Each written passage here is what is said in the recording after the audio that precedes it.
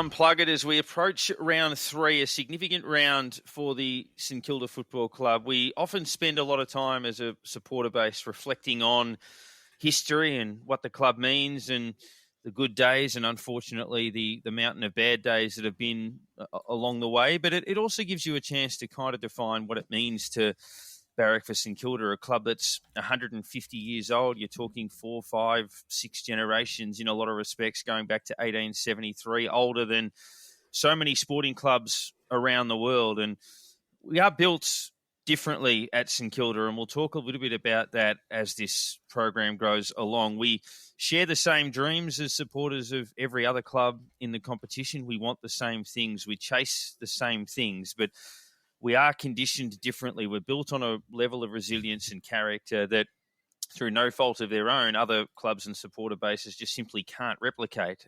We have had to do it the hard way. We've had to, in many ways, fight for our club's existence at times in the past, and it will always mean that little bit more when you factor in the sacrifice and the suffering and all of that along the way. We long for the same level of success, and I'm sure if all of us were offered the chance to have won 7 flags as opposed to 1, of course we would have taken it. But it does take a degree of character and a degree of pride to have stayed the trip. It's never boring. It's always been incredibly entertaining and a wild ride along the way. And we reached round 3 this year knowing that history is always written. There's no reason why the next 150 years can't be our 150 years, why things have to stay according to a status quo that the other competition or the rest of the competition wants to put us in a box or feels that we belong in a particular box. So we build towards this, reflecting on all of that passion and all of that journey. And for those who haven't had the chance, last week we had a special second episode where we spoke about the launch of the 150-year website, which covers all of those major milestones and the superstars. The feedback on that website has been sensational. We're also going to be joined by the CEO, Simon Lethlean, in the next 20 minutes or so to talk about the build-up to this game against Essendon. But on field also, as much as the injuries continue to mount, we are 2-0 heading into this clash against a side that has had a habit of inflicting pain at inopportune times upon us. And there's no better time to make that stop than to perhaps launch into the new era of the club by silencing them, going 3-0 and consolidating our position again in the face of adversity. Nick, as I welcome you, it was a fantastic performance on round 2. They actually rose the bar from round 1, which was hard to believe. They put in a really stunning performance, and really, if not for a 10-minute patch in the second quarter, the Bulldogs would barely have scored in that game. It was an outstanding performance. Yeah, it really was. I mean, it was probably the first time in quite a while that we've seen close to a 4-quarter performance. I mean, it was probably 3.5 quarters. Like you said, there's that 10-minute period in the second half of the second quarter, which was disappointing at the time, and I think having gone through all of the things that you've mentioned at the top of the show, when another team gets on a bit of a run, doesn't matter how far ahead you are, and we were 5 goals up at that stage, and the Bulldogs get on a bit of a run, you're thinking, shit, it's happening again. It's happening again. We're 5 goals up, and we're going to drop this, and we're probably not just going to drop it. We're probably going to get thumped now. And it just goes to show, I guess, like you said, that the new era of this football club, of this team, of this squad, the new reimagined Saints footy mantra, I guess. We saw Ross Lyon in the first instance, a decade ago, and that was kind of a hallmark of the Saints team, is that they don't give up, that they swarm defensively. They really put in a shift, and that was really evident in this iteration of the football club. We saw it a little bit in round 1 across the second half when really challenged by Fremantle in the third quarter, and we saw it again in spades last week when really challenged in the second quarter by the Western Bulldogs.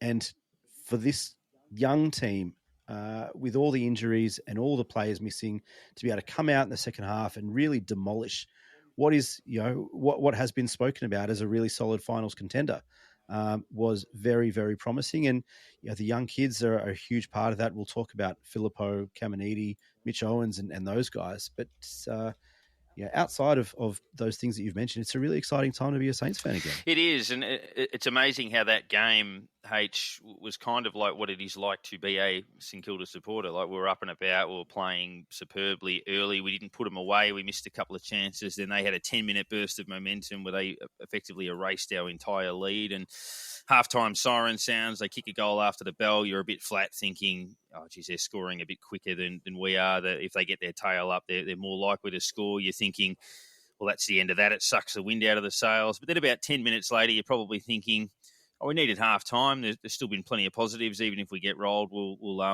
we've shown a little bit. But then just before the three-quarter time siren, you're thinking, kick the first to the third, get on a roll, and we'll still beat them. And you almost convince yourself over that 15-minute period to get back on the bike and go, all right, so be it. Here we go again. And then they pulled away and won impressively.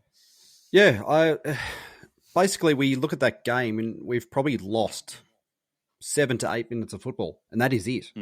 Yeah, they dominated for a 7 to 8 minute patch. The rest of the match, we have been all over them. And I mean, we've asked for 4 quarters. I wouldn't say we lost that second quarter. We may have split it with them a little, just for the fact that we probably played better in, say, 13 to 15 minutes of that quarter than they did. They may have scored more than us, but we probably played better for most of that quarter. So in the end of the day, we've won, I guess, 3.5 quarters of football. So you round it up and look, we've played a 4-quarter match. We've just probably put so much into that first quarter and a half that we've got to the end of that second quarter and we've just taken the foot off the pedal a little bit, and they've taken that opportunity. But a good side then comes back out and goes, no, we're not going to let that start get away from us. And that's exactly what we came out and did. We go, that's how we played in the first half. We're going to go back to that and do it again. We're not going to go throw your hands up and go, oh, they've come back at us, we're in trouble. Get back to our game and start again. And that's exactly what they did. They basically reset. No, this is our match. Let's show exactly what we did earlier on. And yeah, you could not fault anyone on the night. Burns, Burns is probably a little down on last week. I reckon he had a really good match last week. He was a little bit quiet. He got subbed off. But the things he did, he was still pretty good. There was not much you could actually fault him on. So it was interesting that he did end up getting subbed off with Jack getting injured. It seemed like they pulled the trigger maybe a little bit quick there. You sort of think, well, we were in control of the match. Let's just maybe get Jack, take him off and sub him, and get Windhager out there. But yeah, it just seemed a little quick pull on the trigger when we knew there wasn't something right with Jack. So the question would be up there, like as a few people have asked, why did he go back out? We know the courage and the determination he has to be out there. But yeah, sometimes we might need someone to just step in and say, no, look, you can't lift your arm. Why are you trying to go back out? So it may have even surprised them. They might have looked at it and thought, oh, he must be all right. And then they see the X-ray and they're like, shit. Like us, it's like, well, how do you play out a game with your arm looking like that? Yeah. It's only a broken collarbone. Yeah, well, that's right, and a genuine broken collarbone too. But I mean, look, that's a proper break. Yeah, that's a proper. And I know merely a flesh wound. Yeah, that's right. And a lot of it is what happened last year, of course. But yeah, I mean, there are a few more emphatic moments. Really, then, I mean, obviously we dominated early. We've only conceded 6 goals this year that weren't from free kicks. So half the goals we've conceded, I'm not saying that they've been bad decisions. That's not a whinge. That's just only 6 goals have been kicked effectively in general play, and 6 from free kicks. So it's a remarkable effort. But Nick, few more emphatic statements. I mean, there was no question we were going to win the game. The moment that Liam Jones got run down in the middle, Wanganeen took the advantage, and then Caminiti kicked the goal from 55 metres. That was, as much as we were only 16 points up, that's an absolute hammer blow to them, pardon the pun, and that was game over, really. 100%, and yeah, that's good by you, hammer blow. But no, I mean, emphatic is a really good word for it, because it really did feel like, it laid down the law, Hmm. I guess. This is our turf. It might be your home game, but this is our turf. This is our W. We're taking the 4 points tonight. It doesn't matter what you throw at us. We're taking the win.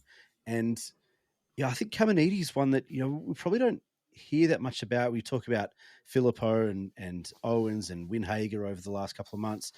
And Nasiah Wanganeen-Miller, of course, for his kind of foot skills and kicking ability. But Anthony Caminiti's been really, really impressive. And that was honest. I mean, the kick was a beautiful kick. That was an absolute arrow. But the ability for him to get across the ground, obviously take possession, take the mark, and then continue to move almost seamlessly without stopping and propping, but just to turn and run and goal with that kind of, it was almost like a midfielder's or half forward's instinct, and his ability to get across the ground really quickly and impact a contest, whether it's flying at the ball or hitting a contest, is just really impressive. And I mean, it really feels like we found a bit of a hidden diamond with Caminiti. Definitely. And look, he's doing a job for us at the moment. And look, if Membry was available, you'd hope they'd find a spot for him potentially, under the belief that Membry will probably come back a week or two before King potentially. But we'll see what happens there. You could play both of them, and then obviously if you've got all of them available, it creates a bit of a conundrum. But H, before we get into the votes, and sort of excited about this because we get access to more players in these votes, but Filippo and Owens kicking 3 goals each, and obviously that defensive pressure. It really is sort of Ross Lyon honing in on what we did best immediately with a very new group, but also unearthing kids, which has been a criticism of him in the past. Yeah, well, that's completely out the window now when you look at some of these kids. I mean, I guess it's partly forced on him in a way, but the way he's dealt with it has been nothing short of magnificent. He's he gives them all a role. He gives them all a job. He gives them all basically the courage to say, this is your job. This is what I believe you can do. You go out and do it. And as they're saying, the respect that the players have for Ross, I mean, he might not know their names, but yeah, they love playing for him. You can just see it.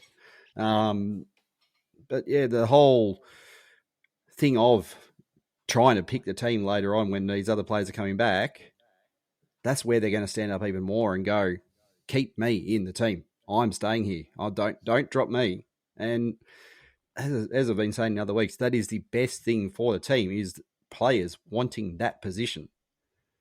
And yeah, it's going to be hard to, I mean, yeah, these kids kicking a couple of goals a week each, it's going to be hard to drop them or to move them or to basically take them out of a position that they've shown that's what they can play. But it also then gives the opportunity if it gets moved around that they can give it a different job and say, show me you can do that as well. And then we know we've got a few, I guess, transitional players that we can bring in and bring out and fill positions that we might find later on. We've got no forward line at the moment. All our forwards are injured. Who knows? At some stage, some of our backmen might be get injured, and we have to find players to replace players there. And it's the whole thing of you've shown us the commitment in this position. We might have to bring you back in another position later on, and we want that same dedication and ability to give everything to the team in a different spot, and show us what you can do. It does feel like that is, I guess, just one more step in Ross Lyon's development. Like you said, Darren, around the criticism of development of young kids and young talent and that sort of thing that we didn't really see in his first time with us way back when. And there were guys like Armitage and Stephen and those types of guys kind of waiting in the wings, waiting for their opportunity. But you look back at his time at Fremantle, and I think that he kind of, he did take that on board and bring that into the next phase of his career with Freo. You look at how guys like Andrew Brayshaw and Adam Chera talk about Ross Lyon, and they love the bloke to the same extent that guys like Pavlich, Fife, and Rewalt love the bloke. So I really do feel like that this is kind of maybe not to the extent that he would have done anyway, but part of his evolution of a coach is preparing those next guys and maybe taking more of an interest, maybe spending more time and getting to know them a bit better. But seeing how guys like Caminiti, who's really only been at the club for 2 months, and Filippo, who's been there for a little bit longer, have kind of fit seamlessly into his game plan and that kind of team first mentality and mantra and system of the footy club is just really impressive. It certainly is. And I mean, Filippo, first goal of the game, first goal of the second quarter, then a clutch goal at the start of the third quarter, which was a beauty. So you think of them doing it in big moments. Caminiti, as we say, with the game breaker. Then you look at Owens kicking 3, but doing some forward line ruck work. Won that free kick in the third quarter, which was another important goal, and then kicked... defensive pressure really strong as well from Owens as well, chasing and tackling and harassing. And response from players too. I mean, we'll mention it a little bit later on, but I mean, Dan Butler's numbers don't read super well, but he worked incredibly hard. His tackling was superb. His pressure was good. Didn't hit the scoreboard, and obviously there's upside there, but, you know, we can be critical of Dan, but I thought he worked incredibly hard and responded very well. I think the acid's now on the other small forward in Jack Higgins, perhaps to do the same now. But yeah, I thought overall, you know, you're getting that total level of buy-in, and I'm hoping later on when we touch on it leading into the Essendon game that, you know, we've had a habit of not being spooked by Essendon, but for whatever reason, you know, they've been a bogey side, and Ross Lyon strikes me as the type of coach that doesn't worry about that type of bullshit. You know what I mean? It wouldn't allow that to seep in, and it doesn't matter. It's another box to tick against a side that is up and about. It's a funny one because we played Fremantle and the Bulldogs, but Essendon might in a way be our biggest challenge because they're in form, whereas the other two aren't. But we're the same for Essendon. They've beaten Hawthorn, who are shit, and they've beaten the Gold Coast at Marvel, who are vulnerable there. So we're their biggest challenge, and they're our biggest challenge. But we'll head into the votes, which, as we mentioned last week, we've changed this up a little bit. We have 10 votes to play with as opposed to the conventional 3-2-1. So you can do those votes any way you like. You can go 10 by 1 or 1 by 10 or 2 by 5 or whatever it may be. I've actually given 9 players votes this week, and I still had, I think, 3 or 4 apologies. I had Ben Patton as an apology, Wanganeen Miller as an apology, Stocker as an apology, and Crouch as an apology. But I gave 2 votes to Jack Sinclair. I thought he was the best player on the ground with 33 possessions, working hard defensively, and also pretty good in the contest. And I gave 8 players 1 vote. Jack Steele, even more so on reflection. Rowan Marshall, I thought, apart from a little lapse in the second quarter, was hugely influential again. Mason Wood played a very good game. Caminiti, 9 marks and 2 goals as a centre-half forward. Mitch Owens, 3 goals and a couple of goal assists. Hunter Clark doing very well in the middle. Lost control of Bont briefly, but overall played well. Brad Hills had a nice start to the season, and Filippo for a really important role. But H, how did you split it? Yeah, I was almost wanting to give half a vote to every player in the team, but I worked out that'd be 11 and a half votes. So, yeah, it was really a tough one. And I wanted to, as I said, I had one standout that I wanted to give 3 to. I've got to give him 3. But going back to the 1, I gave Clark, Naz, and Josh Battle 1 each. I really feel that's where a lot of the dominance in the game started. Every time they moved forward, we were working well. Clark was moving the ball out of there well. He was getting position that basically would either get in the way or he would take his opponent out of the play, or it was just doing the good things behind play. Naz was just everywhere, and Josh Battle just popped up and basically, like similar to Clark, he was popping up and just mucking their plays up, I guess. It was just, they didn't know sort of how to get around a few of them. So, but I felt that they were probably some of the best in that defensive group on the night. 2 to Sinclair, he was just about best on ground. I was pretty close. I think he got the club's fan player of the week, or whatever it was. And yeah, Jack Steele 2 votes as well. As massive game until he threw himself into another contest and snapped the bone in 3 bits and tried to get out there again. As we're saying, might have been a little silly we've seen, but we know how much he wants to be out there. But overall, I think I gave 3 to Rowan Marshall. He was absolutely everywhere, and up against who is meant to be basically the up-and-coming ruckman in the competition in English. I think he basically controlled him on the night. I mean, he didn't win every hit out. He didn't stop him getting every possession. But you go through the stats and you're looking, a lot of Marshall's possessions were contested. A lot of the possessions that going the other way, English were also contested, and he had a lot of clangers from that. So the pressure that was applied by Marshall when he did have the ball and when he didn't have the ball it's huge. So I think he was probably our best player on the night. I've gone pretty similar. I wanted to give an honourable mention to Ben Patton.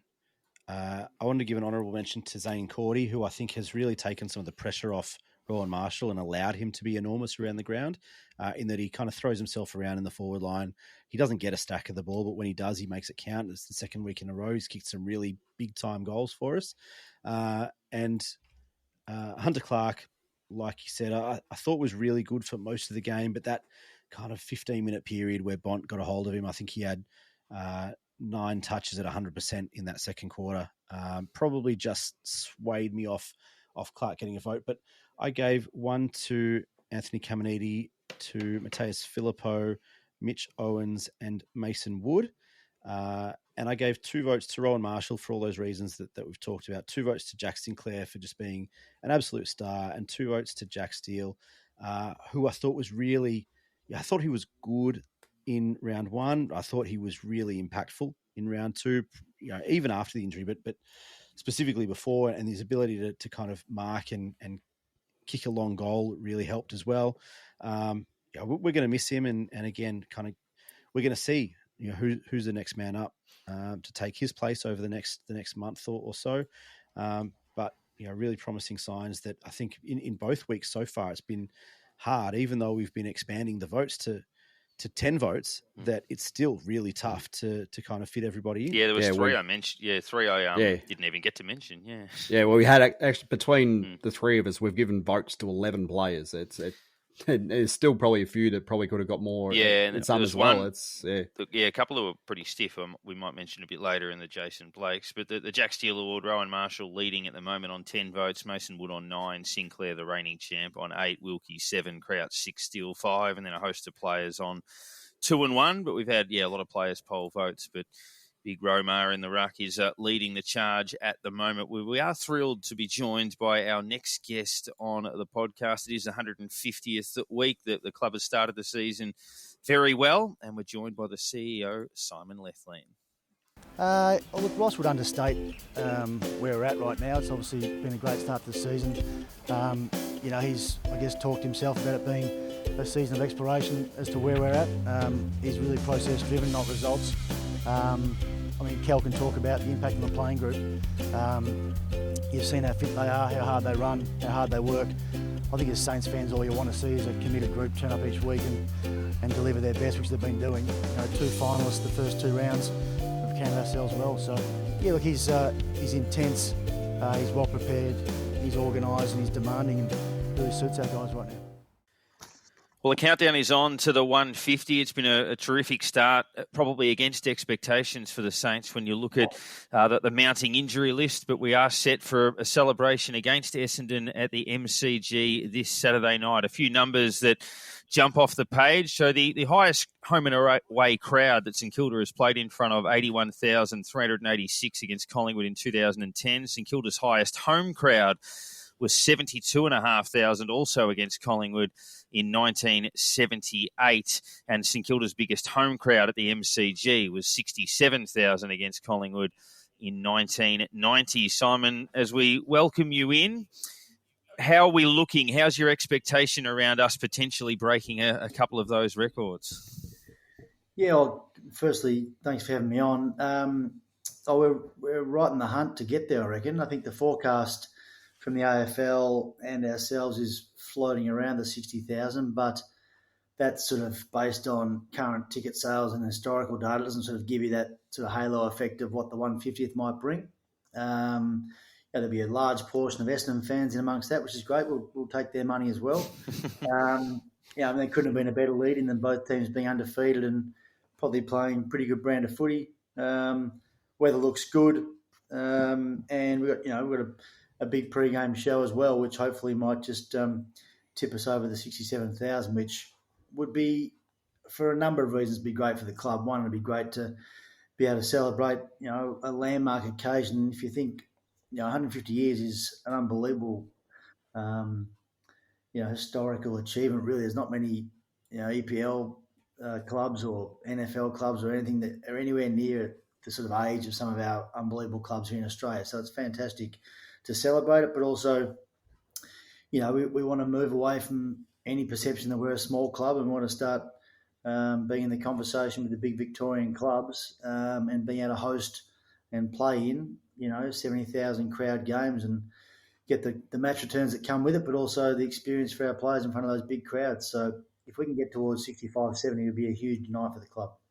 We'll try and keep this, mostly positive, and we'll go through, I guess, a bit about Saints 150 and how the side's progressing and developing at the moment. But I guess just wanted to go back 6 months or so, and I guess we get a lot of questions from listeners asking us what the process looked like through the footy department review that ended with Brett Ratton leaving the footy club, and then obviously Ross coming in. Can you walk the listeners through that process, and I guess how we got to the place that we got to in November, bringing Ross Lyon back to the footy club? I think it's been pretty well publicised that we started, I guess, through Andrew Bassett and myself, and led by Andrew, a review of the football department, which I know reviews attract a lot of attention these days, but it's not. Every club reviews its season. I guess it depends how forensic you want to get, and the review certainly didn't begin with, I guess, the ambition and or the goal of making the changes that did occur. And I think Andrew's been at pains to point that out. We found ourselves finished the year really poorly, and it required some examination as to why. That process was probably a 2 or 3 month process. I think it probably kicked off in August and certainly finished, back end of October, or mid October. And that process required putting together a review committee, which was really myself and Andrew, Jason Blake, who's on the board, along with Russell Kaplan, our vice president, a number of, management were invited in for various sessions, and we also had David Noble just as an external set of eyes and ears who has been in every role in football in a club and was a very useful sounding board for his views on where he thought things were at by way of his investigations. And we also had our list assessed externally by Glenn Luff, who's obviously well known in the industry. So we had streams of work in amongst all those, from the list area to coaching to program to high performance, governance and otherwise. And I guess in the end that culminated in a report that was put together by Andrew and myself, a number of key recommendations, a heap of which we're now monitoring monthly as to how the implementation is going. But obviously, I guess more topically, the decision to discontinue with Rats as our coach and to look for a new senior coach that had certain qualities that we were after, and there was no preconceived notion about that. We did them independently and moved on post review and targeted Ross, and I guess the rest is history. Ross accepted after a couple of years out of footy and set about putting together a new program and a new way forward. Now, changing role for yourself over the off season, how has the transition been from where you went to your position now? How's that been?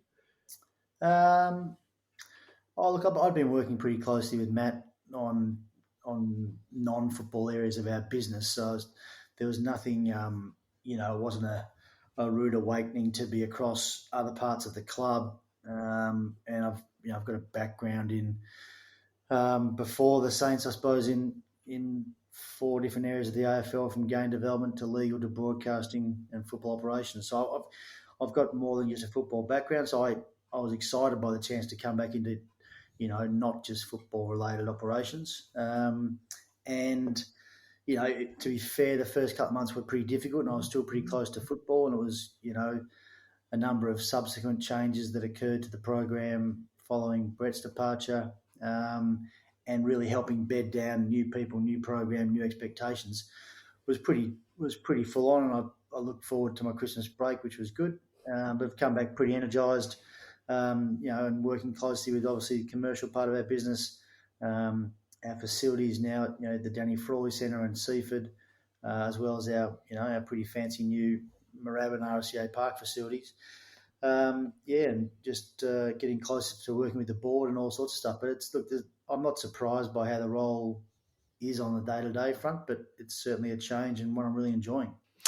Now, obviously, week to week or 1 week at a time is always a big feature when it comes to footy, but expectations are always high or spiked when a new coach comes in, and then those expectations probably tempered a little bit with the extent of the injury list, but then the club performs as well as it has in the early part of the year. Have those goalposts moved in terms of expectations? Was it a case of we think this is realistic, now we've got these hurdles, so it's this, but now we've perhaps gone beyond what we thought and we're reevaluating just what we might be able to do?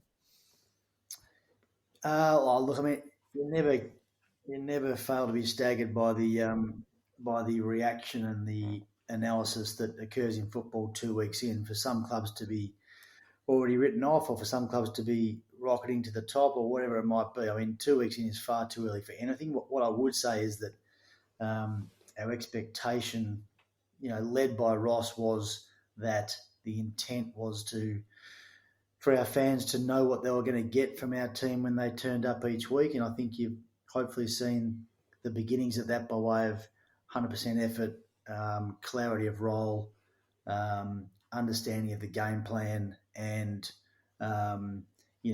doing your bit for the team. And I think we've shown that, and hopefully that's the baseline we can now expect from our team each week. And there's probably been some inconsistency on that front in the last few years. What that looks like week to week then, by way of whether we can win games or not, I think Ross has used the words about it being a season of exploration, about where there'll be some ups and downs, and so long as we're looking to improve and grow each week, then we think that this journey we're on will take us to the ultimate success. But how fast, we don't know, but we'll have some good markers by the halfway point of the year, and some even better ones by the end, hopefully once we've had our full complement of players playing in the back half of the year with any luck.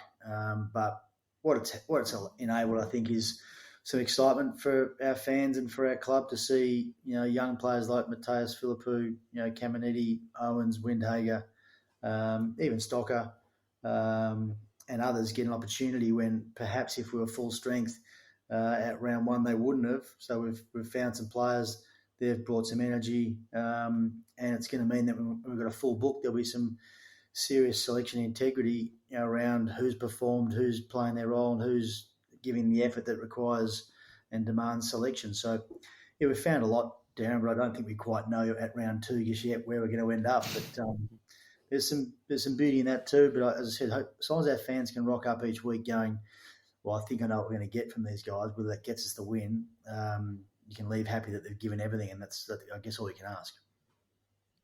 Like you mentioned, I think the performance of the kids in particular has been one of the real kind of bright spots of a really promising start to the season. But in terms of guys like Nazaya Wanganeen-Miller, Matthias Philippou, who you've mentioned, how are things progressing with those guys in terms of contracts and extension? I know there's some angst around the supporter base around Wanganeen-Miller's future with us and the talks that he might want to go home. How are things progressing with those two in particular? I don't know where the talk about him perhaps wanting to go home comes from. I guess that's maybe just the fans talking about the fact that he could. No, look, Sauce and W have been pretty deep in conversations with both of those lads' managers over in Adelaide, and all roads at this stage point to those players renewing at the right time. They certainly wanted to open negotiations rather than wait, which is a good sign. Then it's just a matter of striking the right deal, but the guys are working pretty hard on that, and I think they're pretty confident it's heading the right way. So, and I guess the others in Mitch and Marcus have already committed mid last year, and I think there's a lot of a good buzz around the club already. Caminiti and Philippou have hit it off as as guys that get along really well, and if they can, if they can all look to build something together, hopefully they want to stay together for a long time as well. But I think those two lads you mentioned, they're heading the right way. Yeah, kind of a two-part question here. How much say did we sort of get as a club in what was being scheduled for this weekend on Saturday night, like in who we're playing? Obviously, MCG was a target to play the game at for crowd-wise, particularly. So basically, how much say do we get in who we played against? And obviously, on top of that, we're looking at, I'm assuming, one of the big four clubs to, again, as you were saying early, take Essendon's money this weekend. And how's the, I guess, the financial situation sitting at the club looking at adding that sort of money into the club? Are we sitting in a good position at the moment? Yeah, look, I guess there's a few things. The fixture process is obviously a demanding one for the AFL. There was, I guess, 2 or 3 stipulations from us. We wanted it to be either Friday or Saturday night this weekend, given this is the anniversary. I think it's the Sunday, the 2nd of April is the date. You'd rather not play on the Sunday slot if you can get the Friday, Saturday by way of TV and crowd. So we certainly got that. It's a busy weekend of sport in Melbourne, so it's difficult, but we got the Saturday slot. We got the MCG we're after. And then really thereafter, we just requested to play one of the big 3 or 4 clubs, whether that be Collingwood, Richmond, Essendon or Carlton. And so if you get too specific, you can often miss it. If you give them a range, you can often get it. There's no, Essendon, I think you got the second most MCC members. They turn up. So we're stoked to be playing Essendon. There was no request for them, but they were certainly one of the bunch. And to be fair, through Craig Vozzo and their commercial boss, Nick Ryan, without putting themselves out, they've gone out of their way to help us, market to their fans, to give us, some tips on how to best market some of the function rooms in there that they do so well at very big games, Dreamtime, Anzac, etc. They've been nothing but helpful. I'm sure they're going to want to knock us off, but they've been great partners to help try and get this crowd as big as it can. And I guess the second part of your question, like if you start getting over 60-odd thousand at the G, the returns are really significant, in the very high hundreds of thousands of dollars. So, when we choose not to play in Cairns for those sorts of numbers, for football reasons and for our fans to experience all our games back in Victoria this year, then, you want to get a return that justifies it, or the financial considerations can be just too heavy sometimes. So at this stage, it's ticking all the boxes to achieve what we wanted. Big club, Saturday night, MCG, hopefully 60 plus, and that'll mean a good financial return too, which makes it all worthwhile. So it's been a good project, and Essendon a really great partner to be involved with. In terms of the rest of the week, we spoke about the website launch last week. We came down and had a look at that, which was magnificent, and the feedback's been very strong. You mentioned there'll be some special presentations on the day. Fans have been receiving their alerts about booking tickets and things like that. Can you give some indications sort of as to what the week looks like, and without sort of ruining the surprise, some hints as to what people can expect on Saturday? Yeah, where are we now? Tuesday. So we've got, I think tomorrow morning we've got a Nova promotion for 150 kids at 7:45 in the morning to play a quick match, I think, against Lenny Hayes and Brendan Goddard to see who can score first out of those two versus 150 kids. So that'll be interesting to watch. And then we get to Thursday, I think, open training day at the club. We'll have a sausage sizzle on down there for those that can get down and watch the boys do their main training session Thursday. That's always at around 10:30. And then we go to Saturday, which is a big day. Most of the living 66 premiership players are in town. There's a couple that obviously couldn't make it for health or travel.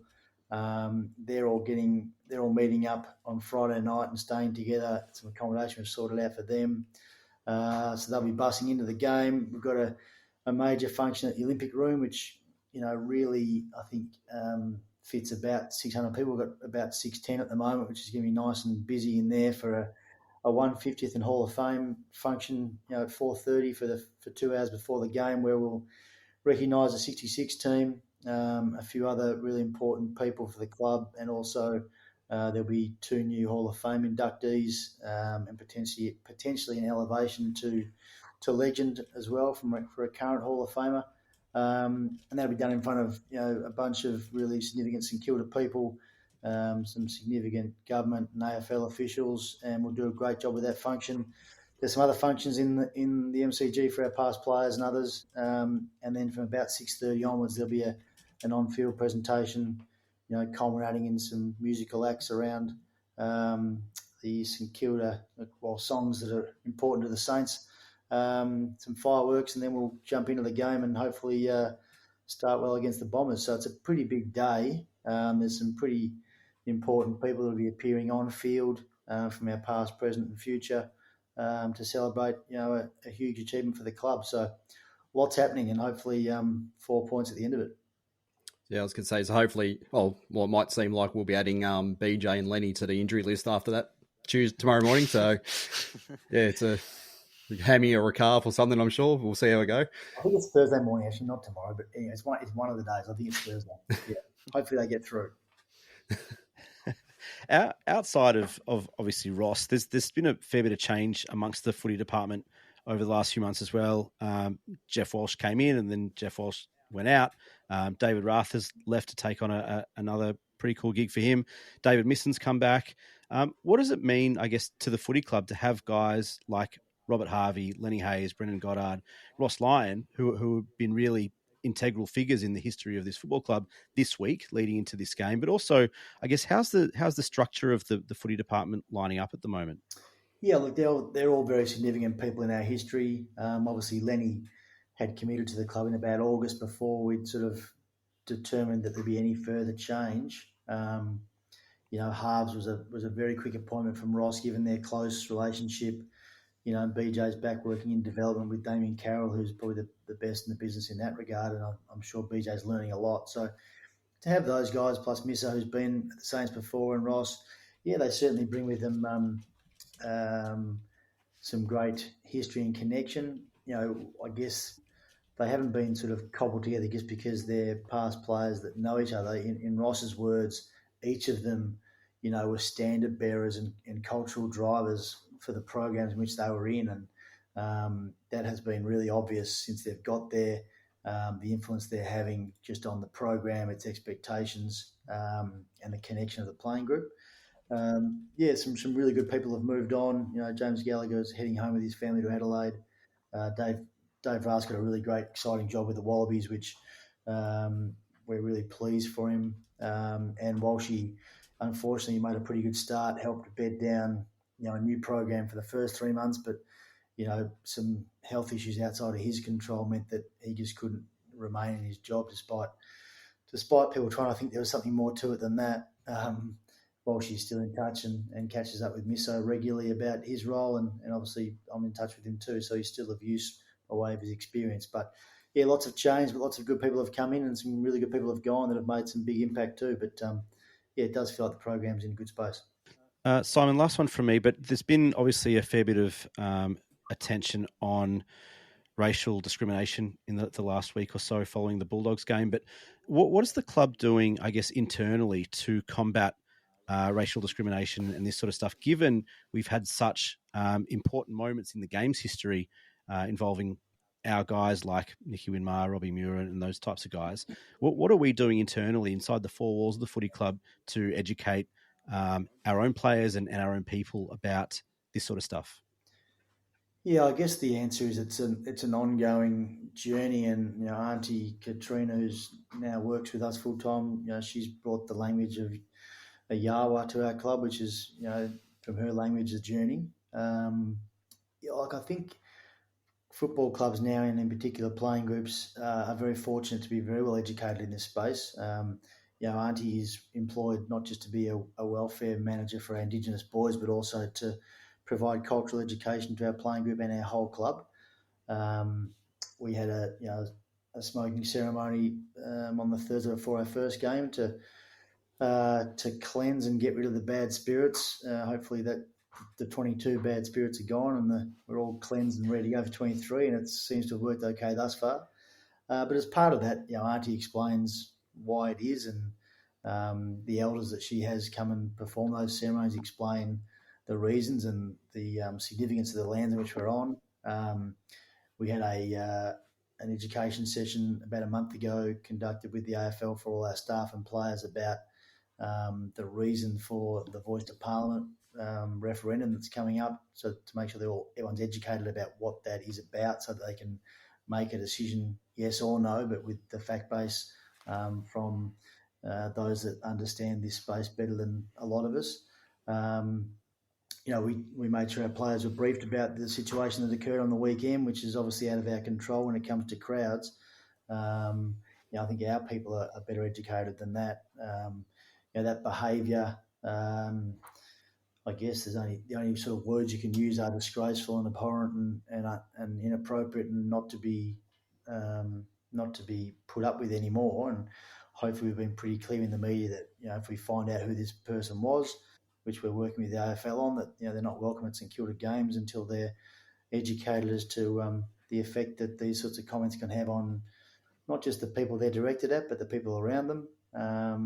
And people have got the right to feel safe in their workplace and be respected. So, that the players have education on this regularly, also through the AFLPA, and all staff and players to receive their accreditation to enter an AFL venue also has to annually pass respect and responsibility and other courses that show that they recognise and understand certain behaviours. Otherwise, they're not permitted to attend our matches. So it's pretty comprehensive, and so it should be.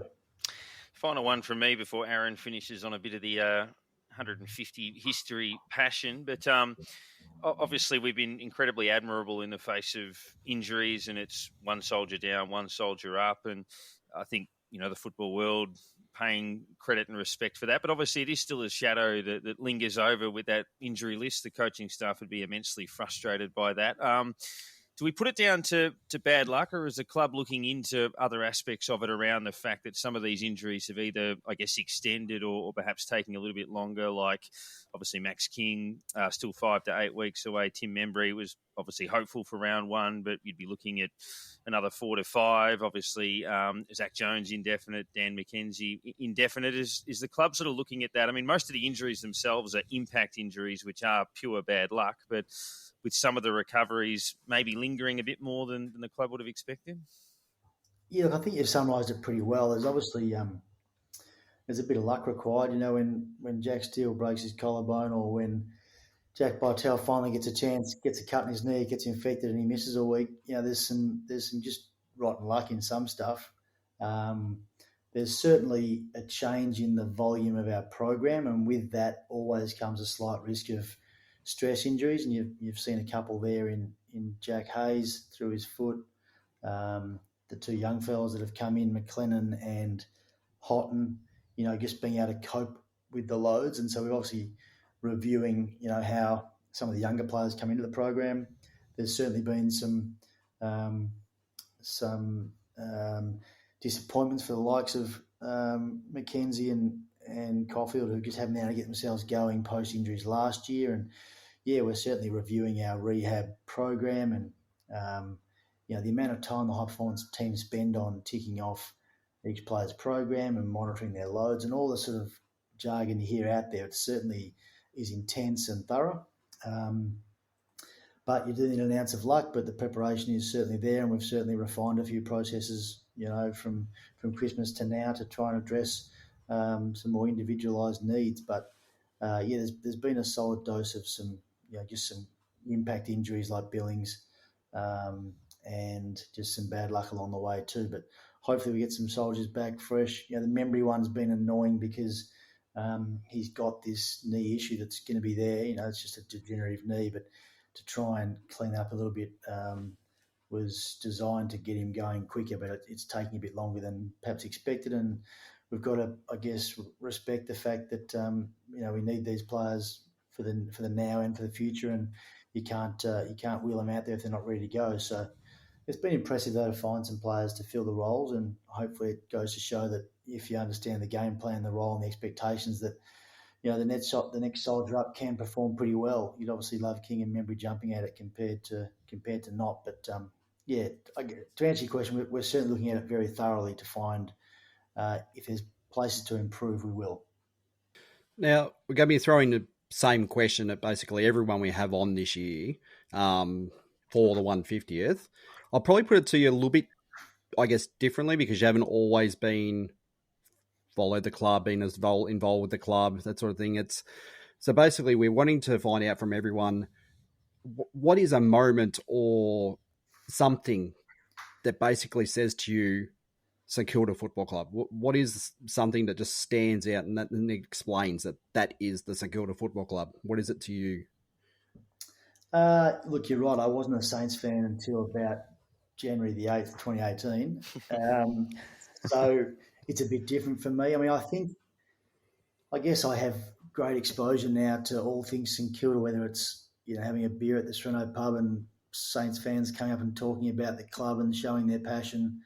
I've got a lot of friends who are Saints fans who, you just see the passion. Sometimes it's the despair, but also just the hope. For me, there's a couple of things. One is just if we do the work and we invest properly and we get the right people, it will be such a huge honour and such an amazing achievement to win a second flag for this club, and that just drives me and drives many, many others because we deserve that if, in fact, we do the work, and it'll be a great day when we get there. So there's that part of it all. I mean, I guess for me and my family, we're lucky enough in a pretty dark time in the world in 2020 to be able to spend 3 months together as a club at the RACV club in Noosa. My 4 kids, can now walk into the club and think they've got instant friends in the change rooms, and to have guys like Josh Battle kicking the football with my 3-year-old at the time, Bob, in the driveways at RACV club. There's not many people these days when you walk up and say, who's your favourite player? They say Josh Battle straight away, but Bob does, and he loves catching up with Josh. And so I've been lucky to see firsthand just the influence of players on kids, especially in a 100-day environment where we ate together and did everything together. So we've been very fortunate. So I see the connection and I see the family and the strength of character and passion of St Kilda people because I've lived it firsthand. So I'm very lucky. But yeah, the thrill of the chase for number 2 is all around us, and I really hope, not for me, but for all St Kilda fans that have been born into it and endured things and loved things, and for all our players and people, it will be such a great achievement if we can get there, and we're not going to leave many stones unturned in trying to do so. Well, Simon, obviously, everyone who listens to this podcast, they bleed red, white, and black. They're heart and soul St Kilda. We are heart and soul St Kilda who have the honour of being able to represent, in a podcast form and speak to them. And we really appreciate you jumping on and speaking to the passionate St Kilda base. Good luck this week. Well done on everything that's happened this year. I think one thing you want to do when you wake up in the morning is be proud of your club, and I think we're very proud of what we are doing this year at the moment in the face of adversity and honouring our history. And thank you for the role you're playing in that, and onwards and upwards to 3-0. No, thanks for your support and your promotion of the club. For all the fans that are listening, please get there Saturday night. Please bring as many friends as you can, and not just this week, but the weeks after. But this week's, let's drive as many as we can there. And I'm glad to think you summarised it well, mate. If you can wake up in the morning and be proud of your club, that's all you can ask. So I'm glad that you think we're heading the right way, and we're going to keep working pretty hard to make sure we keep getting better every day. So thanks for your support. Simon Lethlean there joining us as part of Unplugged. We look ahead to the Essendon game. There is a bit to go through as well in terms of this particular milestone and what it all means for us. But look, Essendon, they've kicked over 100 points in both of their games, admittedly against weaker opposition than they will face this week. They were missing a lot of their forwards on the weekend. Wright won't come back. Stringer might, hopefully underdone. McDonald, Tip and Woody missed last week. He might play. Wiedemann went out last week. We'll see how he goes. They've had Langford kick, I think, 4 and 5 or 3 and 5 or something in the 2 games that he has played. Their midfield's pretty good. Obviously, that they can be criticised sometimes for being perhaps one-dimensional, but Parrish, Shield, Merritt, Caldwell, McGrath's in very good form. Setterfield coming across from Carlton has been a good player, and obviously Draper versus Marshall represents a pretty good contest in the ruck.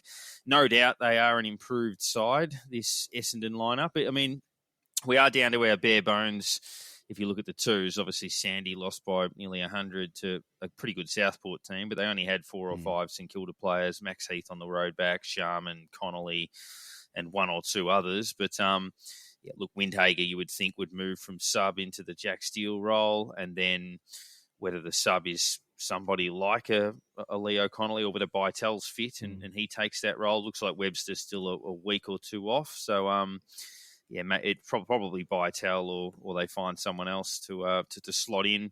But look, Windhager is whilst he's not Jack Steele, he's the most Jack Steele-like player physically on our list. So a good opportunity for him to step in and play that tight role. It's good timing that we get him back. It's just unfortunate that we lose Jack at the same time because you'd like to have both of them available. But look, Essendon, they are improved. It's hard to know how much they're improved. They can yo-yo a bit as a side. We've seen them sometimes pop into the 8 and then fall down to the bottom 4 and then pop up. So it won't be easy by any means, but as I said, I think same time last year, you have to beat the 3 Cs in Carlton, Collingwood and Essendon. And I'm sick of losing big games to the Bombers. And 150th anniversary at the MCG when you've started the season well, you just can't allow these guys to knock you off. It's that one that you look at, I think, especially after the last couple of years when the fixture came out and we knew that it was this one, it was round 3, it was the 150 celebration, it was at the MCG and it's against Essendon. You go, oh no, this is just a recipe for disaster. I mean, the recent history in big games against Essendon is horrible.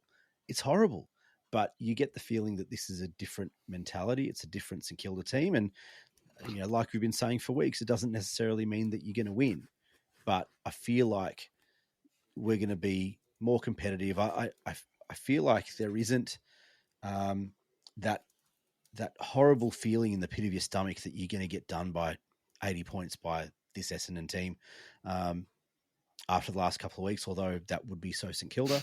But I don't know. It does feel a bit different. And Essendon is just one of those teams that right now it's hard to get a read on. Like you said, that they have, over the last few years been a bit of that yo-yo team. We know all the memes and the comedy around the last finals win and all that sort of stuff. But they can play some pretty good football when they put their minds to it. So, we definitely need to be wary of them. One thing that I found really interesting was that comment by Kyle Langford, I think yesterday or this morning, saying that we penciled this in as an easy win and, they're using that as motivation. I mean, has any St Kilda supporter said that playing Essendon in a big game is going to be an easy win? Like, it just sounds like the biggest fallacy in the history with of 38 the AFL. Blokes injured when we were expected to finish bottom 4 against a team that ruins every season. It's like you probably haven't been following the game too long there, Kyle. Yeah, I sent a quote, a comment that I saw today into our chat group today, and it basically it said, so it was from Dwayne on one of the Saints pages saying, so the Saints intentionally booked a bogey team that belted us comfortably for the last few times they've met for an easy win on their 150th. Geez, when a player has invented an alternative reality like this to motivate themselves against a supposed bottom 4 aspirant with half their players out, they're running scared. Ouch. And that just summed it up, that comment perfectly, because you sort of go, he's probably standing at the microphone going, what do I say? I don't know what to say here. He's thought back to the game at Moorabbin, I think, and that's about it. He's got nothing, has no idea what's happened before that, it seems like. So, yeah, it was a really interesting comment to, I don't know whether it was to try and spur their fans on or, I just didn't know what to make of it. I heard it and thought, who are we playing again? Yeah, it's if he sat on our side of the fence, you wouldn't sort of see it that way. But look, so it's a winnable game. We've got to treat it like that, and I hope that we often talk about it. It's a fact. I mean, Essendon have beaten us significantly in matches that just happen to have happened at bad times. Last year, classic example, derailed us, which was our fault, clearly. Year before, I mean, it was interesting the year before. They flogged us in round 3 and it looked like we never recovered from there. But we had one of our best wins of the season the following week against West Coast, and then it sort of slipped a bit from there. Obviously, 2017, when we won the 4 in a row, they thumped us on that Friday night.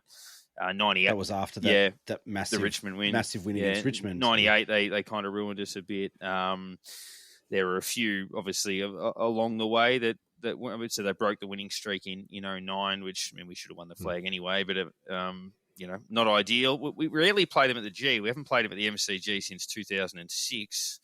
And before that, it was 99 on a Friday night when Tim Watson coached against Kevin Sheedy. We've actually won, I think it's 4 of the last 5 against them at the MCG. And I actually don't mind.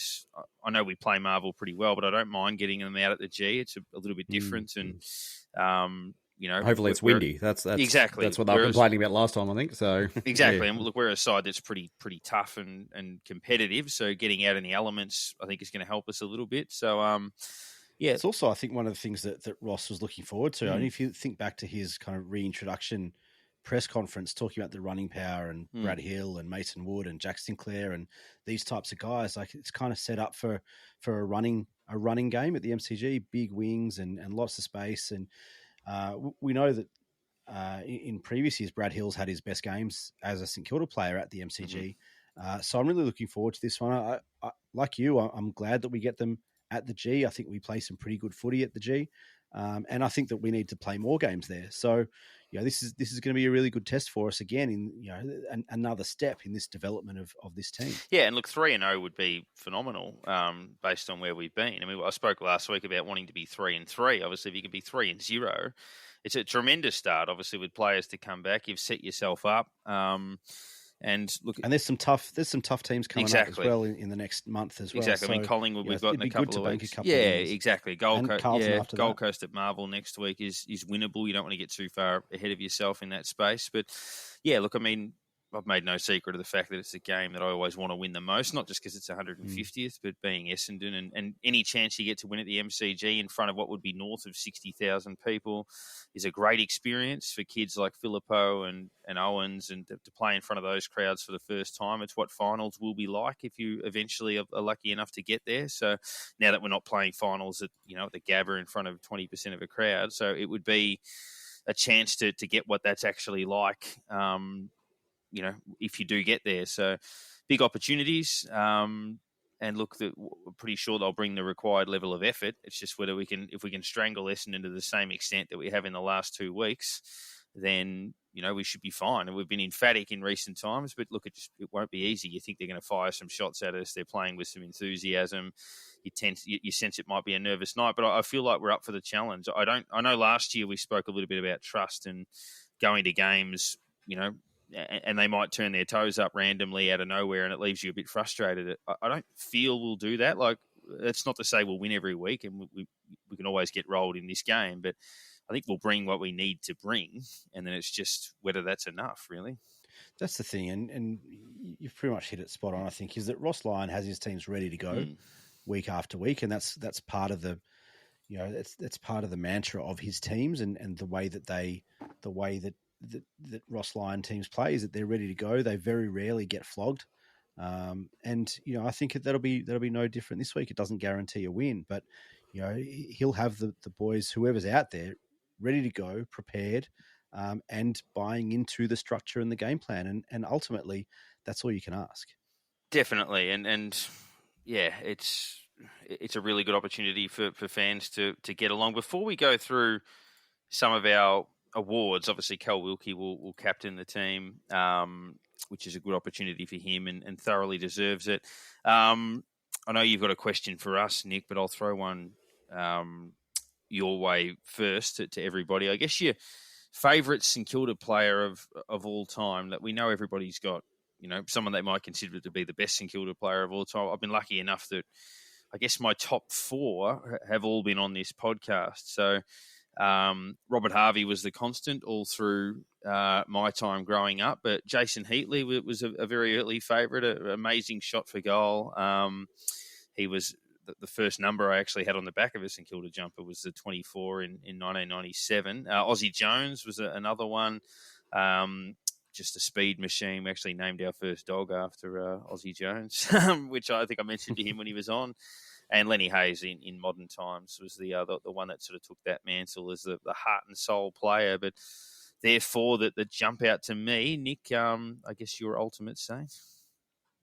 Yeah, it's a really tough one. I mean, trying to think and differentiate between the best and the favourites. I mean, Ozzie Jones is right up there. Like you said, was just so entertaining to watch, and was just during that period of the mid to late 90s was so exciting and so fun, and a big part of that 97 run and that team. And then, further on into his career, in terms of a leadership role with the younger blokes coming through, your Rewaltz and Kosicki and Lenny Hayes and those guys coming through into the 04 and 5 Grant Thomas teams as well. Max Hudson is another favourite of mine, but I find it really hard to go past two guys that we've been trying desperately to get on this podcast. One being Nicky Winmar, who was, just my ultimate. I mean, I loved everything that Nicky Winmar did. He could do everything. He could fly and take incredible marks. He was quick. He was powerful. He was skillful. He could kick goals from long range.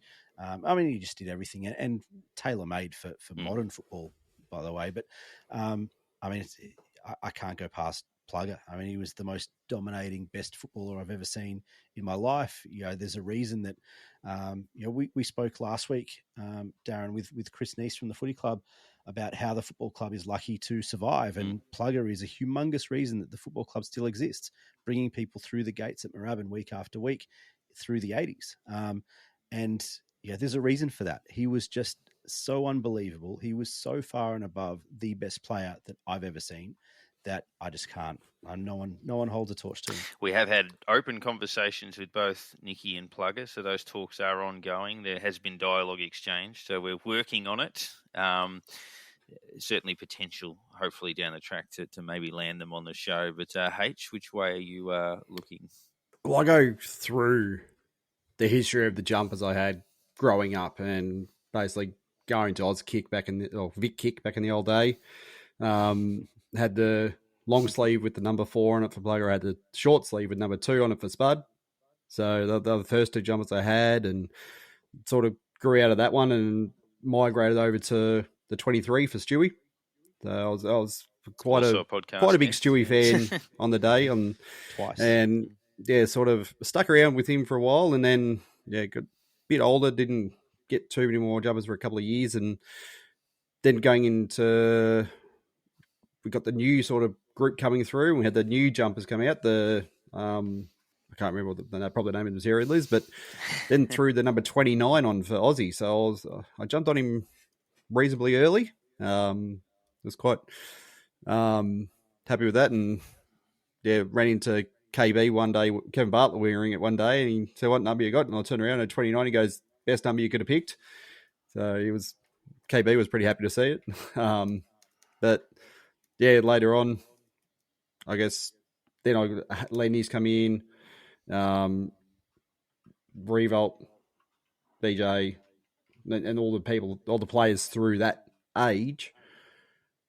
But I think the constant growing up, going into the old age, had to be halves. He was there year in, year out, week in, week out.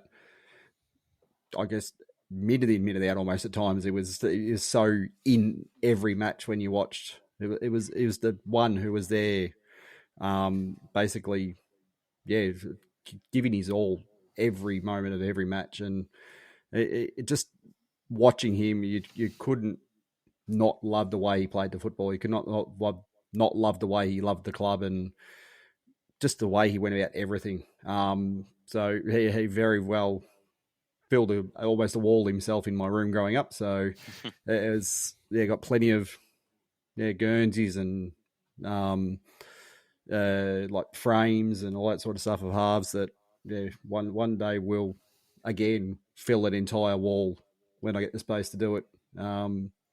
So he's probably the one that I would put at the top of everyone that I have seen myself over the years. So he'd be the one I'd be going with. Probably the most universally admired Saint, probably, I would think, along the way in terms of his, maybe Barks. Yeah, perhaps. And Lenny almost right up probably there as well. And Barks is one of those ones that obviously can't help how old you are, but regret not being able to see him play across the journey. But Nick, we'll get some listener ones in a moment, but you wanted to throw a question out to the panel as well? Yeah, I just wanted to ask you guys, I guess, like you said, I kind of threw this question out to the listeners on socials throughout the day, but I wanted to ask you guys your favourite St Kilda memory or moment? It doesn't have to be something that happened on field or, players, wearing the jumper. But what's your everlasting memory or your favourite memory or your favourite moment of being a St Kilda supporter? It can be personal, it can be on field, whatever it is. But I think everybody's got that thing. It was hard to narrow it down. I mean, there are a few. I remember growing up in Gippsland, as H did, that my dad ran the Gippsland supporters group, and I remember playing footy on a Saturday morning and then catching a bus with 20 or 30 other Saints fans down to games at Waverley and then eventually at Docklands, and, singing the song in the bus on the way home and everybody sort of enjoying themselves and playing the tape on loop and just that sort of experience. There are a few that sort of stood out as well. I remember, going along to Waverley and watching. There was a game very early days when I went to Waverley. It was the game against Collingwood in early 1997. I remember that. For some reason, that stood out as 53,000 against Collingwood. We were bottom of the ladder. Heatley kicked 5 in his first game for the club. We beat him in a high-scoring thriller that was a spiteful game. And I remember little one to add to that. I remember I was actually sitting on the boundary that day, and we yelled over the fence to Dipper, "How long left?" And he basically had the TV right in front of him, and he gave us the 30 seconds. So it was. And then obviously Heatley kicking the sealer. The Troy Schwartz moment in 2004 at Marvel was one that jumped out.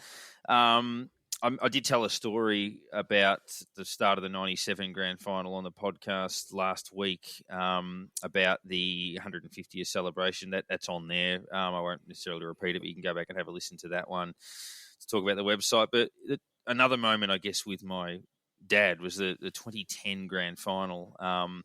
We all remember the Goddard mark, obviously, but I remember I was sitting sort of 2 seats across from Dad. I had was a friend in between, and Dad was 2 seats across. And I remember when Goddard took the mark, I think we sort of both stood up at the same time and were sort of celebrating the moment, but kind of looked over at each other and almost went to sort of high five, but ended up almost sort of grabbing hands and sort of holding hands almost for that sort of moment where we sort of squeezed each other's hand, as in sort of let's go, gritting their teeth like this is happening now. And as much as it didn't happen, I just remember that moment where I think neither of us actually said anything, but I think we kind of had a thought at the same time that this might be our time. And that was kind of a little flag planted in the ground that, I want a little bit more of that moment. And that stands out. I even remember you, Nick, that day. I think you'd just come back from overseas. And I think I saw you outside the ground actually after the match, and we didn't really say too much. I think we almost sort of gave each other a hug and then sort of had a brief chat afterwards. But it was kind of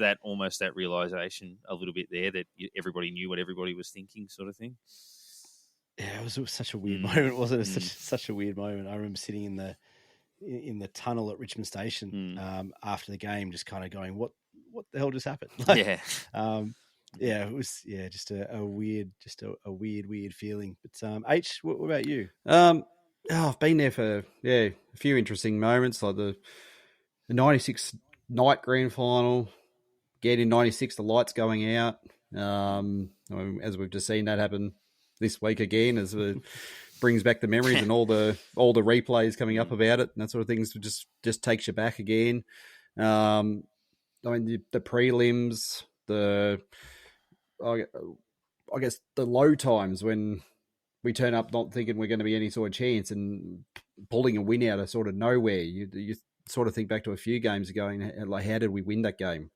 Geelong being one like not so long ago, with Gresham kicking the goal from the pocket and holding on that night. And there's quite a few games you sort of look back and go, yep, that was a win, just to find the club, the spirit of the club and that sort of thing. But probably one moment that just continuously, like, you see it come up on Fox Sports pretty often, and it's a very much replayed moment. But Troy Schwartz's goal against Brisbane, I was sitting dead behind him from where he launched it. The second it's hit the boot, myself and the people around have gone, it's through. We've all gone up, and Ben, who's one of our listeners, he's about 5'0", pretty much jumped on top of me and gave me the biggest hug ever. And the ground was shaking. I'd never heard a noise like that in that place before. It was ridiculous. And you sort of hope to hear like that kind of noise again in there again. But it's never like the 09 game against Geelong as well. That was pretty noisy, but still that game against Brisbane, I've never heard anything like that in there. It was ridiculous. If you watch the replay of that, it's only a small thing. I've never seen it happen at Marvel or at any ground before. When Schwartz kicks a goal, if you watch the footage, the camera shakes. I've never seen that before, which is an indication of the noise reverberating around the grounds. Yeah, it was pretty amazing. I think for me, a lot of my kind of memories revolve around family, a little bit like yours, Parko, and Moorabbin. Some of my favourite memories of my life have been spent at Moorabbin, whether it was as a 5-year-old, following Plugger from goal square to goal square and, banging the back of the grandstand, the old tin shed at the back of the grandstand and, banging on that to celebrate a goal and all that sort of stuff. I had my wedding photos at Moorabbin out on the ground. It's just an amazing place. It has been a huge part of my life. It's just those sorts of things. And the lead up to the 97 grand final, going to the grand final training session at Moorabbin, seeing the haka and all that sort of stuff play out over the course of the week. Was actually in the front page of the Jewish News that week as, with dad and my brothers and best friends and all that sort of stuff, as, Caulfields and the Jewish community's biggest Saints fans and all that sort of stuff. And it was just a really cool experience. And the footy club does feel a lot like family, and that kind of really came through in a lot of the listener kind of responses to this question as well. And across socials, whether it was Instagram or Twitter or Facebook or whatever, we got DMs and we got hundreds of responses. And I tried to narrow it down to, a bunch that we could read out. There's still a lot there. I don't know if we've got time to read out a bunch of them, but there was obviously a lot of love for Pluggers 10 against Carlton, the 94 Sydney game, Plugger again, the 91 Crows game at Moorabbin. Last game at Moorabbin. Yeah, the last game at Moorabbin, the 91 final against Geelong. Goddard's mark and goal, Troy Schwartz, like you've both mentioned. The 66 grand final, for anyone who was lucky enough to witness that and watch it, be there, listen to it, all those people, I am incredibly jealous of all of you. But there's a bunch here, and maybe we can take it in turns to read through some of these responses. And the first one here from Debbie Chalkley. The last game at Moorabbin, one of my sons was pictured for the Herald Sun watching the game when he was 5. Now a lecturer in sports science at ACU. All my kids grew up going to Saints games and, yes, sitting in the animal enclosure, the best place to watch the games. So many great memories. I don't know, Darren, if you want to take Monique. Yeah, and a lot of this is sort of what Monique's talking about, the power of sport in a broader life sense. And she talks about being bullied pretty heavily during her time at primary school, and her dad contacted St Kilda to see if they might be able to cheer her up, and ended up sending her a signed photo of Justin Kazitsky, and that made her day. She still has that in a frame, and yeah, there's a lot of those types of stories. I think. H, you got one from Luke. So basically Luke Trewin. He says, my parents donated the brick to Moorabbin in the 1980s, as Dad was quite involved back then, and unfortunately passed away at age 50 in 2010. The club surprised Mum and I with their brick after the place was pulled down to be rebuilt, after I thought they'd end all up in the bin. So I think we've all got a part of Moorabbin, some seats and some other bits and pieces as well. So the way it was dealt with when they did take it down was actually really well done, it seems. So, the little things like that where they've chased the people down who had names on them, that seems to be fantastic. It's amazing how many of these stories revolve around elements of other people's families, whether it's stories with a grandfather or a dad or a sister or a brother or whatever. And Claire Jeans writes, mine was waiting in line at the MCG to enter the ground on grand final day 1997. I was 11 years old and so bloody excited. I thought we had it in the bag. My little heart was broken by the end of the day, but I love that I got to watch the game with my Saints mad dad.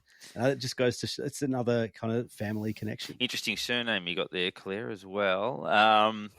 Helen says, early 1980s, I always went to the under-19s, followed by the reserves before the main game at Moorabbin. My brother asked me to have a look at a young bloke called Anthony Lockett. I told him the kid's overweight and slow, but I've seen the future of the Saints Conquerors Eaties. It's amazing how often that happens. Maybe Spencer White is a more modern comparison to that. But H, there's another one there from Matt. Yeah, so reached out to the club when my grandfather was sick in hospital. Just asked if the club could buy a scarf and get some guys to sign it. Instead, they sent him a brand new jumper signed by an entire 2016 team. And yeah, since Matt's grandfather has passed, and he cherishes that jumper forever.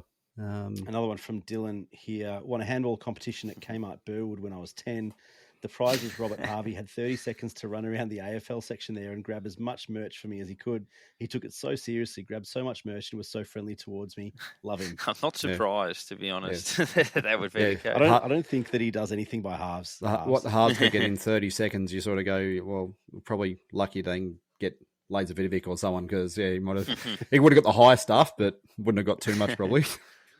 So Darren, John, he's backed onto the St Kilda car park. As a 12-year-old, he used to sell parking spaces in the driveway in the front yard. There are plenty of people that do that around Moorabbin. Gave the keys to his nan, take the money, buy his way into the ground, and then spend every second quarter when Plugger was at the opposite end collecting cans to sell at the cashier can. So we've got an entrepreneur. He'd also spend Monday to Friday building jumps and riding a BMX around the back of the stands. So literally grew up at the St Kilda Football Club. H, one from Benjamin. Yeah, Benjamin basically getting a simple wink from Doc Baldock while sitting at the stands of Moorabbin. As a 7-year-old in around 1987, watching the under-19s. If there wasn't any doubt already that I was a Saint for life, then there it was. That sealed him. Yeah. Saint Campitelli on Twitter said Pluggers 100 at Moorabbin in 1987 was a bygone era, and it felt great to be there. Funny, my memory of it, probably wishful history rewriting, was that it was a Winmar to Lockett pass that gave him the shot. But a look at YouTube tells me it was actually Alex Marcoux. Another one of those names we might have to get him on, Alex. I know he's more of a Carlton man, but he certainly spent some time with us. So Adam says, catching the train to Moorabbin, Adam Broad, sitting in the stand directly behind the animal enclosure increased my vocabulary exponentially. Sitting next to Tony Lockett's family most games, running up and down the aisle, waving a flag after every goal, and then collecting cans after the game, which is a little bit of a theme. Yeah, I think a lot of drinking probably happened at our game, as I say. Yeah, I'd say. So people used to stand on them, didn't they? To get a little bit of extra purchase. I think drinking got a lot of people through the 80s the way it went. So, Shay says there's so many in the 80s. Rang up the Good Friday Appeal and said I'd donate my pocket money if I could speak to Barks. He answered and said, told me if I should donate whether I spoke to a famous person or not. He was so humble. And the 09 prelim. Her and her mum hugged as tight as I remember when that siren went. The feeling was something so long I could feel again. Yeah, it's Shay, I think, probably dropped about 8 or 9 memories in that thread on Twitter, and I'm sure that she's probably one that we can get on the show as one of those fan episodes. It'd be great to have a chat with Shay. But Diane Black and Bev Brown both had their weddings at the social club, which is great. Andrew Matheson wrote, my cousin Jeff Cunningham taking me through the club at a training day when I was about 8 or 9. We got upstairs to the junior development offices of Trevor Barker, and Joffa waited and left me there before Barks walked in. He proceeded to sit down at his desk, spent the next 20 minutes to talk to me about the club and asked all about me and my love of footy. Then before I left, he handed me an old training Sharon to take home with me, plus a few other Saints trinkets. A little bit later in the day, Barks also gave my mum another footy, unbeknown to me, because he thought it was a bit of a better ball. This day has never been lost at me in all the years I supported the club. And then training was called off because there was no balls left. Zoe Sherrick says, watching Nick Rewalt leave the ground for the last time as a player, I was only slightly older than the number of years he played for us. I didn't know us St Kilda without him and couldn't believe it was actually happening. Many tears were shed, heartbreaking, but such an unforgettable moment to see the impact he had on the game, not just St Kilda. I had similar, probably just a generation earlier, with Stuart Lowe and Nathan Burke and those types of players. Halves. But halves. It's amazing how often that happens. But H, the fiddler.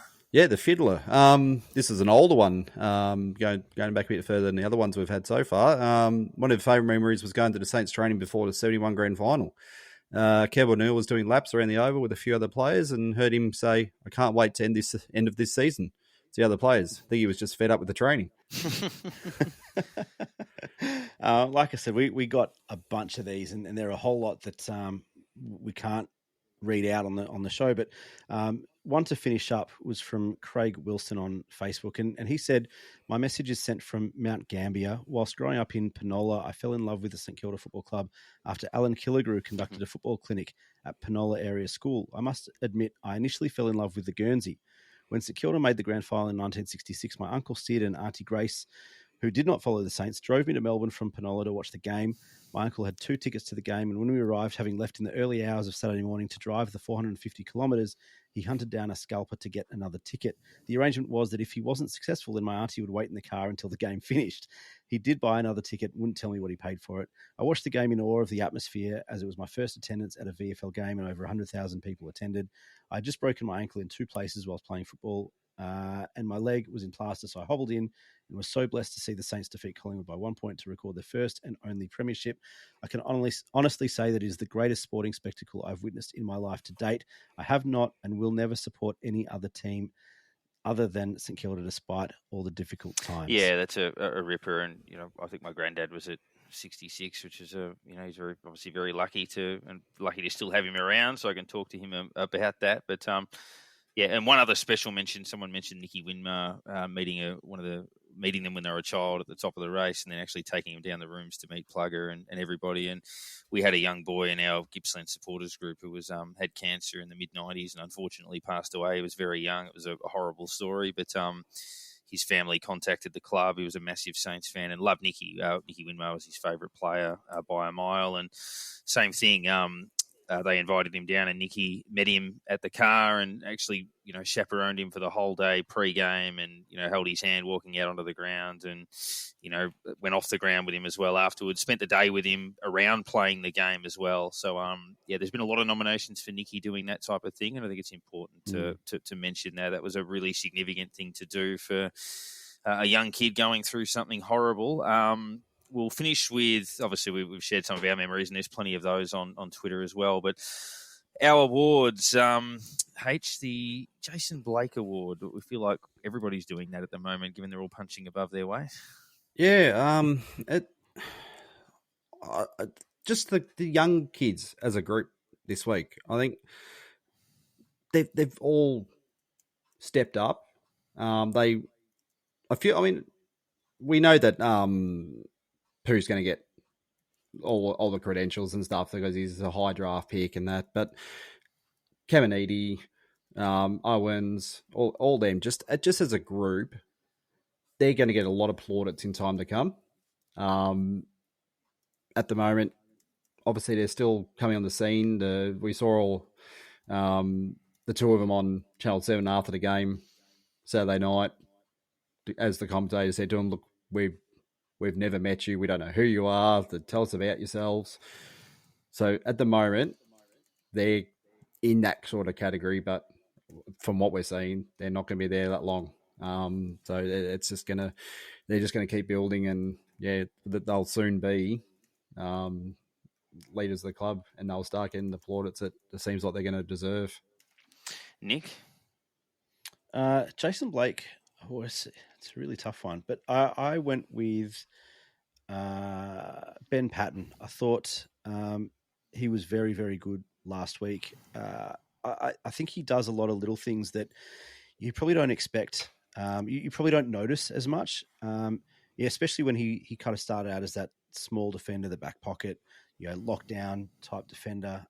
We probably expect him to do a lot of those same things now that he's moved up onto the wing and a bit more in the middle. But he had 21 touches at 90% efficiency on the weekend. I thought he was really important, especially, I guess, early in that third quarter as we needed to get our hands on the ball first. And he played a really important role, I think, in terms of that. And wrestling momentum back after we'd had that really poor and disappointing final 10 minutes of the second quarter to come back into the third quarter, and the midfield really dominated from that point on. And I thought he was an underrated part of that. So Ben Patton, well done. Gave mine to Seb Ross. I'll always die on the hill that I think he's been a bit underrated over the course of his journey. I thought he did a very good job just slotting back in, 24 possessions, used it well, solid in the contest. Just an important player. I know sometimes his decision-making and disposal at times can be questioned, but he's had a very good career for us. And he's not quite Brad Crouch, but he's kind of like that. And he doesn't play many bad games. And seamless return to the side, really, for him.